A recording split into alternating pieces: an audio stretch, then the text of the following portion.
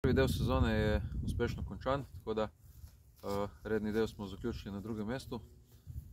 Zdaj pa že gledamo naprej, se pripravljamo v bistvu za to, kar nas čaka v Ligi za prvaka. Zavedamo se, da mnoge ekipe imajo tudi visoke ambicije oziroma najviše ambicije možne. Med prvimi tu je Olimpija, tako da z njimi tudi odpiramo prvo kolo in v bistvu šli bomo tako kot do zdaj, tekmo po tekmo, in upamo, da bomo prikazali dobre igre. Glavni cilj je dosežen in želimo sigurno na vsaki tekmi prikazati svoj maksimum in temu bomo sledili sigurno do konca Lige za prvaka. Na koncu bomo pa videli, kam nas bo to pripeljalo.